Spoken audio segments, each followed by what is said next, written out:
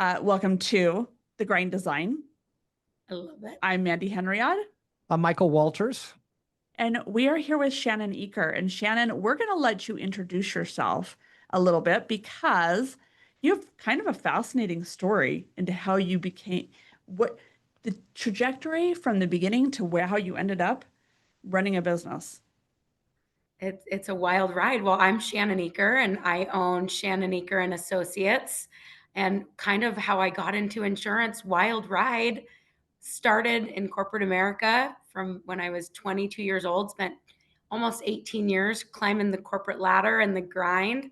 I know I don't look like I've been in corporate America that long, but I You look have. 19. Yeah. Oh, it's so great. So nice. But yeah, spent, 18 years climbing the corporate ladder and have made a lot of people a lot of money and just wanted to take back my time and wanted to take what I knew in my corporate world and apply it to something not very sexy, which was insurance and something that everyone needed, and found myself selling insurance and have been in business going on 2 years now, which is wild. That is awesome. Which is actually, that's a huge milestone for anyone Yeah. who is new, right? We all know like 2 years is like, you're like, oh my gosh, I'm still standing. Yeah, you make it past that first year to, 2 years, and what I found is you start to prove it's not about anybody else, it's about yourself at that point that, okay, yep, you made the right choice. Absolutely. Well, Yeah. and to work for yourself, it's a whole other stress level, as Mhm. you all know. It's, you know, I've working hard and work ethic has never been a problem, but when you're doing it for yourself, it just has a whole new meaning. So it's been incredible. Yeah. Do you ever have people say to you, oh, you're so like you're self-employed, you get to make your own schedule? Oh yeah. And And I'm it's like, like, yes, that's an 80-hour work week schedule, but yes, we do. Well, We choose our 80 hours. we do, and that's the irony of all this is, yes, we get to choose our schedules, and they tend to be lengthy in hours, but that's what it takes to be successful. Because I think one of the ingredients that I've seen missing in a lot of um, self or entrepreneurs is they they gravitate towards that other end of the spectrum where they have too flexible of a schedule. Right. And if they treated their business as a job, right, Absolutely. it would be much, much different. Absolutely. A lot of people, they don't even put in the 40 hours, right? well, and that's just it, right? If you love what you do, you'll never work another day in your life. I mean, the days are really long, and, insurance and accidents happen 24 hours a day, 7 days a week. Obviously, there was a huge fire in downtown Salt Lake last night. I mean, you're always on call, but if you love what you do and you love helping people, it's not really work, right? Yeah. So why insurance? Well, I would love to tell you that, like, it just Well, was a first, calling okay, and a first, let's go passion. back. Corporate job, walk us through what that corporate background Yeah. is. So I spent almost 20 years in media, running TV stations, worked my way off starting as an assistant and a salesperson, and then a national sales manager. And then in my last role, I was director of sales for KUTV, KJazz, and KMYU here in Salt Lake City, and just had the most incredible team. And we sold air. It was commercials. Anytime you'd see a commercial on any of those stations, we all had a hand in that, and it was a lot of fun, and spent a lot of time building great relationships with local clients in the market and national clients and traveling. And then COVID happened, and none of us thought we could ever work from home. And then I think we all loved working from home because you were Yeah. able to, especially for the workers, working from home is you're working a lot more hours than in the office for sure.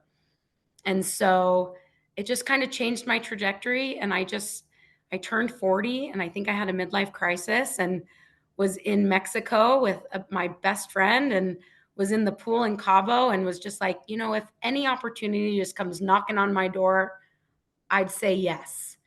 And it's kind of funny because I met the state director for American Family in the pool in Cabo on my exact 40th birthday, who happened to live in Utah. And he was like, you should sell insurance. I was like, I'm not selling insurance. And then I just started thinking about it, and I started labeling out, like, what do I love to do? And I made a list of what I wanted and what I didn't want. And what I didn't want was non-negotiable. And so just kind of came to be of like, okay, I know I don't want to do this. I know I don't want to work for a corporation that I have no control over my time, my decisions, what I feel is in the best interest to make the most amount of money and help my team. And so when I kind of stripped it all down, insurance just started looking really great. And there's hardly anyone has relationships in insurance. So if you ask 10 people, do you know your insurance agent? If you called them, do you have their cell phone number? Would they answer? Would they take your call after hours? 9 out of 10 people, maybe 10 out of 10 people would tell you no. And so it just started coming to be of like, how can I do this differently? How can I take what I love, which is building relationships and helping them through a disaster of a time, a car accident, a fire, you know, just things where you're not thinking clearly, and be a level head and a relationship opportunity to help them during a time that is not fun. Right. So that's kind of how it came to be. It almost seems like your mission, whether it's, direct or indirect, is to be a disruptor on how the insurance business is handled or approached. Yeah. It was a very transactional business for a very long time because rates kind of just stayed the same. And you've heard it in the news, or you've heard it when people are talking, or adding a 16-year-old driver, or on a fire line score where their premiums have gone up, is more people are shopping for insurance than ever before now.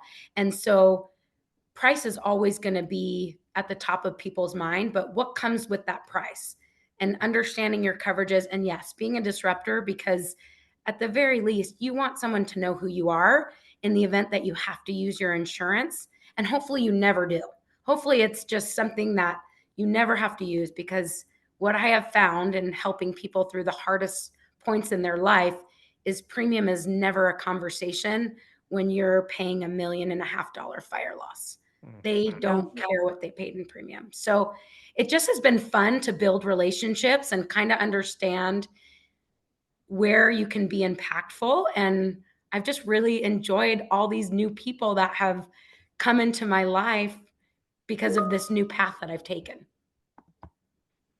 So you spent a long time in corporate world, and Yeah. Michael actually has a similar background where he was corporate for a long time.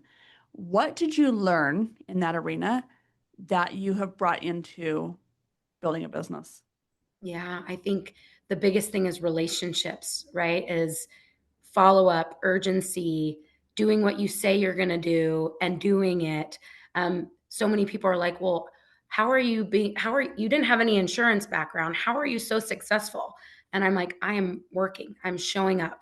If I don't know the answer, I've got great resources within my company that I can go to, and I will get you the answer back. And when you really kind of get into it, that's the basis of any successful business, is really just showing up. I love that. Yeah, it's funny it's really cool that you brought that up, because our broker today in our meeting, he was talking to an audience of, I don't know, 70 or 80 agents about um, just the importance of service and having, that win-win or no deal type approach that, and he pointed out, he goes, people who have been in the service or, sales/service industries tend to make a really good transition into real estate in our case, right? But Yeah. insurance in your case, because we're used to having to have those interpersonal interactions to find that win-win. Yeah, absolutely. I'm not surprised that you're being a disruptor, because you're doing it in a way that is different and That's also non-transaction. entrepreneurial, Yeah, right? yeah. Well, and just authentic. I think that that's like such a missing piece. And I really enjoy building relationships and having that opportunity. And for me, it's not about closing as many deals as possible. That's I mean, that will come with hard work. But I think the thing that's a really big kicker for me is, for insurance, everyone needs it and will always need it. So if I can provide great service, and maybe I'm not the cheapest now, and that's a really big differentiator between someone going with me or not going with me. If I provide great service and I follow up every 6 months to check in on them and understand and listen, the opportunity for them to eventually come over and be a part of our agency is great. It's not we lose a deal and that person's gone forever.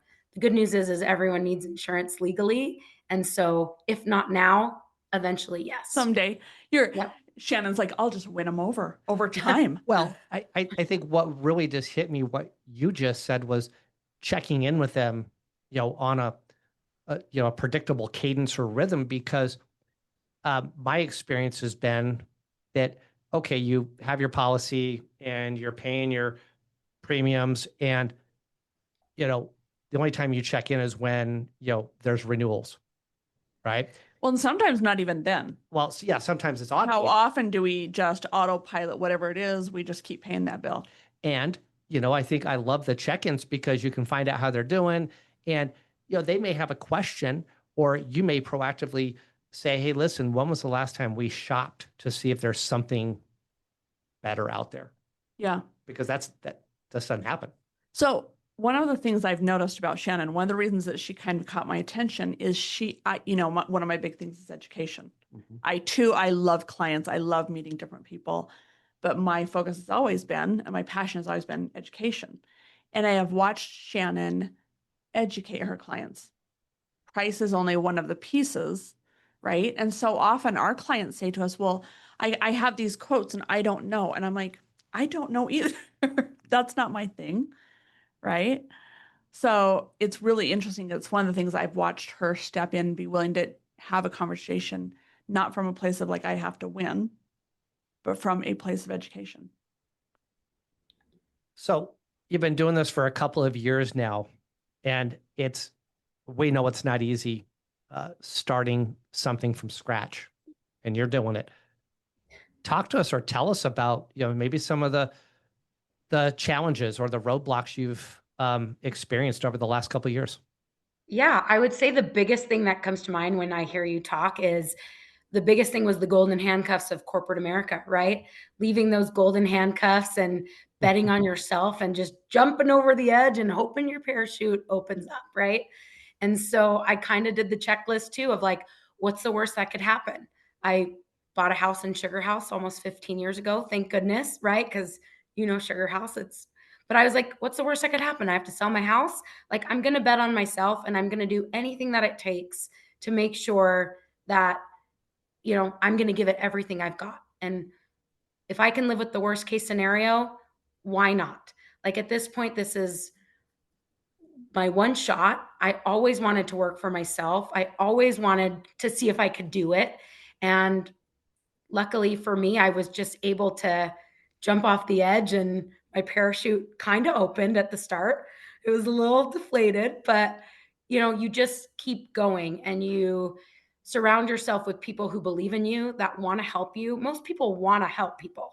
So even just asking that, hey, I am starting a new business. I would love to pick your brain. Like, if you could give yourself some sort of advice when you started, what would it be? And just listening and taking notes. And a lot of people would say the same thing. And so I wanted to make sure like I just kept going. That was it. Like Amazon, if he would have quit after never selling a package his first year, there'd be no Amazon or Coca-Cola, or you think of all these stories. So just that one tidbit really kind of helped me, because there's a lot of fear. There's a lot of, oh no, there's a lot of, oh my gosh, I've got a staff and I've got payroll and we're trying to make a difference. And I want them to find success and I want them to, go out and make as much money as possible and meet as many clients and help as many people. And so you kind of just get invested, and then 1 month turns into 6 months, turns into a year. And then you look back and you're like, oh my gosh, I've been out of corporate America for 2.5 years already. How did that happen? And the things just start to snowball and it picks up steam, and you have to love what you do. You do. Like, that's the biggest thing. How many people do you have on your team? So I have 3 full-time employees and then me, and then I just hired my 4th. So we're we're poised to grow. And how And we're many did you start with? just me, just Okay. one. And then I hired someone really quickly, and she was incredible and had a real estate background and kind of helped me set up the groundwork for a lot of different things. But that's been the fun part is I was in this world of dealing with, you know, big businesses that were advertising on TV, and really the heart and soul of every entrepreneur is small business. And so to be able to connect with all these different people that I had would never have connected with had I not been in this role, or just it blows my mind all the time of how many great people are out there that we just don't even know or haven't met yet. And then we're one day away from meeting great people that just totally change the trajectory of your business. I love that. That's actually a really beautiful statement because it's true. Oh, good. Never Yeah. can tell. Yeah. I mean, the fact you've been doing this for the short amount of time you have, and you've already scaled your team to where it is. Yeah, that's actually really impressive. Because I think that's a big response. I actually think that's sometimes scarier than being responsible for That's yourself. what I was going to say. When you start being responsible for other people and you're like, oh my gosh, if I fail at this, they can't pay their bills. Well, yeah, I mean, it's Right. it's okay. Now I've got to, now I'm responsible for training, for onboarding, for accountability to make sure processes are followed because your name is on the business, Sure. right? And I know we all take that differently, but Yeah. there's responsibility with your name on a sign and on a business card, because if something doesn't happen, like everything funnels to you as the business owner. So the responsibilities of giving up, that control or that, that on hands perspective, because now you're scaling, which you're hiring and training, all that stuff. I mean, it's a big deal. And I mean, that causes even more, you know, for some people, for a lot of people, stress in the system. Yeah. And we've done Oh, it. it's It lots is. of stress. Yeah. Yeah. Lots of stress. It's a for different sure. kind of stress, right? Like it's Totally. different than when you're working for somebody else, for sure. Yeah. Building a team, make no mistake, bringing on people and scaling that way, I mean, just adds so much more responsibility to the business owner. Yeah, and I also think it's the thing that well, it's sort of like having kids, right? Like nobody hands you the instruction manual and says if you do it like this with each person, it will end up just right. Yeah. It's different for sure. Yeah, and it's people, right? And so Right. luckily for me in my corporate job, I had a team of people. The thing that is the biggest difference, I would say, in owning the business is you're the one paying out the payroll. So if we don't make a goal or the money's not coming in or we're, that wasn't on me. It was on my corporate to make sure the check's cashed. This is on me to make sure the check cashes. So there's a lot of stress involved, but there's also a lot of passion behind that because there's no other choice but to make this work. Yeah. Yeah. Burn the Yeah. boats. And that's an interesting because there's no other choice but to make it work, right? And I remember my team asking me very early on, I think we were 90, 120 days into opening our branch. And somebody said, well, what if this doesn't work? And I looked at her and I said, well, that's not an option. We will not fail, right? So there's a level of commitment to the thing. But do you know the thing that I am starting to notice over time is you feel they're like family, right? Your employees become like family. You care about everybody's well-being. And when something doesn't work for them or fit for them, that is also hard, Yeah. right? And I feel very fortunate too. We've not by design, but we're a team of all women, which is incredible in its own right as a female business owner, just to understand and see like, they're moms and I want them to have a Yeah. work-life balance and be there for their kids and go to the soccer games. And I don't have to ask anyone, hey, can I let so-and-so off today early to go to their soccer game? I get to be the deciding factor. And the answer is always yes, because insurance is something that you can market everywhere. Soccer games, weekends, after hours. I'm just like, tell everyone what you do. And so that's been something that is very, just to hear my team and how happy they are where that that fills my cup essentially of just like knowing, hey, we do have a Yeah. job to do and we do have to do this. And we want to make sure that we're doing X amount of calls each day and really being an advisor for people. But you've got to go take your kid to soccer at 3 o'clock. No problem. You're good. So that's been Yeah, fun. I love that. Yeah. So is there anything you miss about corporate world? My whole identity was wrapped up in corporate America for so long that when that part of my life was over, I really sounds sad, but I really didn't know who I was. And so I don't it took me a minute to like not miss the things, the access, the jazz games or the golf tournament or like all the things that you have access to when you're in media.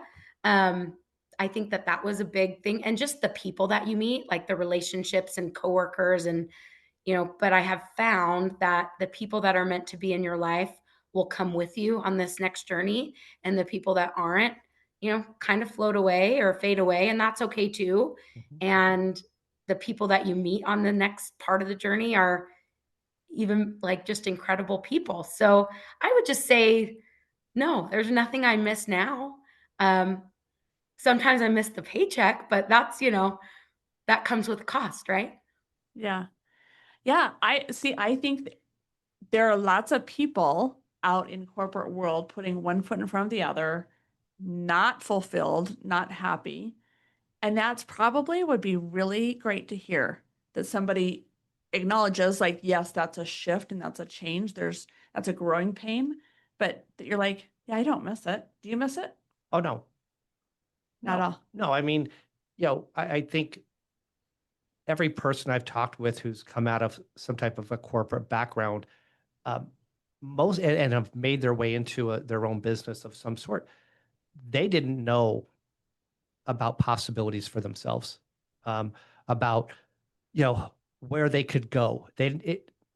Sad to say, but in most corporate environments, it's not something that's encouraged because it's rank and file, it's get in, execute, whatever the play is, and Yeah. then you do it again next day, or next month, and next year, and all of a sudden, 15 or 20 years goes by, and Against your will. you're like, where the hell Yeah. did all that time go? Yeah. Absolutely. And so, no, I mean, unequivocally, no. And when I made the shift last year, it was again same thing. You have to double down on what is it you want, Yeah. right? Because unless you identify that, how the hell do you get out of bed every day? Well, but that's just it. I think there's a lot of people who are doing that. They're kind of almost zombies in their day They're to stuck. day. Yep. And so I think it's encouraging to hear people go, yeah, actually, there's a really great life on the other side. It's okay. And I It's love it. hard, right? Like, that's, I Oh, think, what people need. It's not like snap your fingers and it's easy, and I'm not here to yeah. tell you that my road was a nice straight line. It curved left, it curved right, it went backwards, and so I think when I hear you guys talk and thank goodness I'm on the other side of it, because it does take time, because there's like a gray area when you leave corporate America and then start your new life, is you've got one foot in your old life, reminiscing about the coulda, woulda, or I call it the highlights. It's like the highlight reels. That's what you miss, but that Mhm. wasn't your everyday. And then you've got one foot in your new life, but you're somewhere in the middle and you're trying to get move forward. And so when you got to get out of the gray, I say, and I would say that to myself all the time, just keep moving forward. Like you're one day forward away from your old life to be able to open the door to this brand new one. I love like that quote I'm going to use, and I'm going to give you credit for it. Okay, Get great. out, get out of the gray. Isn't that what Yeah. you said? Yeah. Yeah. Yeah. I mean, Don't be half in, go all well, in. that's just You it. I gotta mean, go all in. I just had this conversation twice, and I haven't had this conversation that many times in that short a period, but it was somebody once told me that they were on the fence on something, and it stuck with me. And I'm like, well, and they kept on saying, well, I'm on the fence about whatever. And I'm like, how? Like, pick a side because you can't straddle that. Because if you're on the fence, you're not moving at all. You're not. And if you're in the gray, it's the same Yeah. space. Yeah. Yeah. You're Man, that was good. paralyzed. You're scared. You're paralyzed. You're not moving. You're not moving. And so all you need to do is like, that's what I would say to myself every day. I would write quotes and just like look at myself in the mirror and just be like, keep moving forward. Like you just keep going. Yeah. And I, and every day I have to tell myself that because, you know, in business, it's not just always up. It's, you gotta, you know, okay, we've gone through the J months apparently are a little rough in our business, right? But how can we Yeah. change that perspective of the J months, right? And so just trying to find new things and keep everyone motivated and moving forward is important. I joke that the universe is just trying to keep me humble all the time because every once in a while, like things will really start moving and you're like, we've got it. This is so And fun. then like 6 days later, you're like, oh my gosh, we don't got it. Nope. It's true. But you do. And that's what I also tell people that are like, I just am like, you get to bet on yourself. So what's the worst that could happen if you go back to corporate America? There's plenty of jobs for you to have. Yeah. And Yeah. so it just is, I'm very lucky that I had a lot of people really push me off the cliff.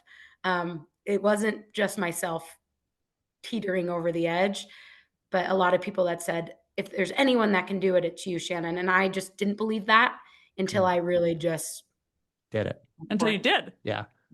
Yeah. I'm curious, you know, I mean, I can relate so much to what your experience has been and, you know, betting on yourself and taking the jump.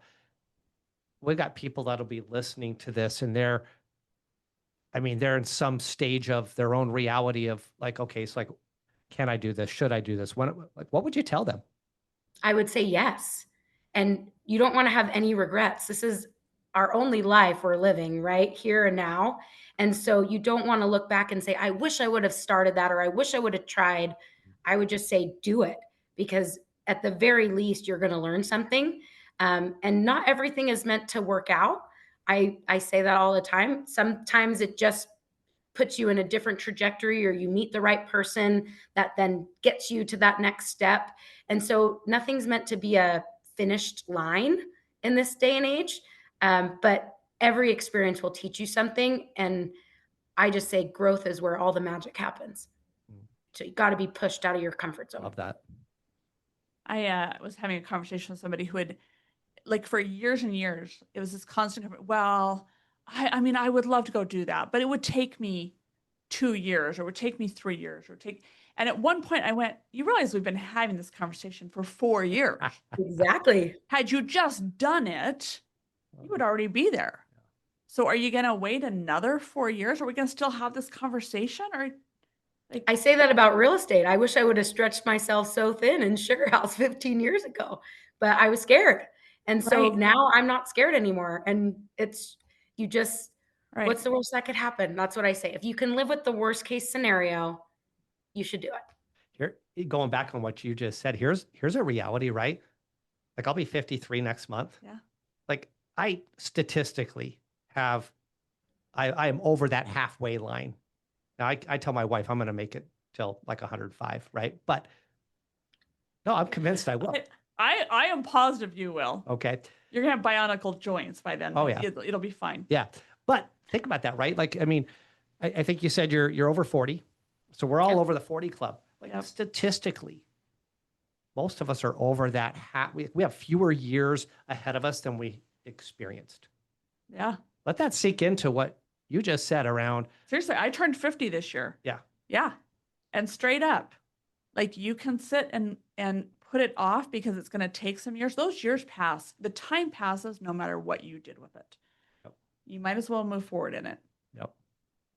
It's good. Yeah. And just to your point, you're right. As they say, middle age is 38. So at 38, you've lived, most of us have lived more than half of our life. So why not? I mean, at this point, there's enough success and enough opportunity and enough for all of us to have. And so just go be happy and bet on yourself. Yeah. I was going to say, if either of you guys, not to go down the death rabbit hole, but if either of you guys read the book, The 5 Regrets of the Dying? No. Oh, Oh my gosh. We okay. have a Well, add watch it to our party? list. Well, no, it's I think it's a fable. Is it? But it's a true story about a gal who was younger and she ends up working in nursing homes. Okay. And then she ends up traveling to these nursing homes, and she's asking these people who are literally in hospice care in most Right. cases their regrets. And she compiled all the data and wrote a book on the 5 regrets. And I'm not going to give them all away, but one of them is I wish. A lot of them started with that. I wish I did this. Yeah. Yeah. Anyways, Because the time will pass no matter what. So you Well, and can sit that's, around and complain about what isn't, or you can go make it be. yep. and I don't know about you, but look, time is moving way faster than ever before. And people would always say that to younger kids too, of like, Oh, hey, just wait until you're older, it goes faster. But I've asked a couple young kids and they feel like time is moving fast. So I just feel like time is just moving really fast. And the fact that years are yeah. just flying by, Yeah. But do it. I love that. That's, And I love that, like, just bet on yourself. yeah. Yeah. I mean, you're listening out there. That's one of the biggest nuggets is like, go all in.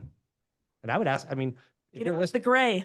get out of the way. But what, like, We're going to get everybody hats I and think say, a question get to, out of the gray. almost like a reverse affirmation is that it would be to ask, when was the last time you went all in on yourself? Yeah. So I think a lot of times we go all in on others. Often. How often do we go all in on ourselves? It's harder to do that though, right? It's easier, like as an empath or someone that is prone to building relationships. It's really easy to tell everyone else what to do or like how to do it, or you can do it or show up for Yep. them. It's really hard to show up for yourself because you've got to look in that mirror and it's all on you. And that's scary. It can be Yeah. scary but It's scary or it's empowering, right? It depends correct. on how you look at it. I mean, I hit a point where I was like, okay, at least it's in my control. I'd rather do that. That's less scary than me just hoping that somebody around me. Yeah, and sometimes it's a journey. Oftentimes it's, Yeah. it goes from scary to impactful Yeah. Yeah. and impactful to scary. Yeah. Depending on And the then back day. again, right? Yeah. Depending on the day, Yeah. for sure.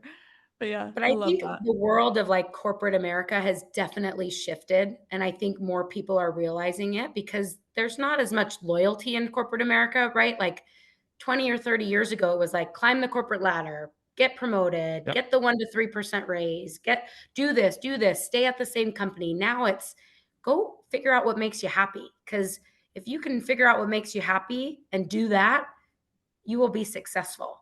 And so, what does the next 10 years of corporate America look like? What is the next 20? That was a big question I asked myself. I knew I didn't want my boss's job. And so when I decided there was one level above me, I didn't want his job. And what it would mean if I did get his job, it would be doing the job without him. I was like, I got it. I don't want to do this without him. And I can't see myself in 10 years doing the same thing. So let's Too, like, change there's that. no room to grow up, and there's yeah. Yeah. And I Interesting. could have stayed for a few more years and collected a paycheck and loved the people I worked with, but I just I was you can make as much money as you want and still be miserable. And I'm here to tell you that you'll figure it out and money isn't everything. Just go do what makes you happy. Yeah. Actually, I think that's a shift that's happening generationally because we were raised like you go to college, you do these things, right? It was all about security. Mm-hmm. And I watch, now my 21-year-old and my 17-year-old, and the message in their world is so different. Yeah. From what we grew up in. Yeah. And I love that. Yeah, thank goodness. Yeah. Yeah, for sure. But the only thing I like about that generation, but kidding. Totally kidding.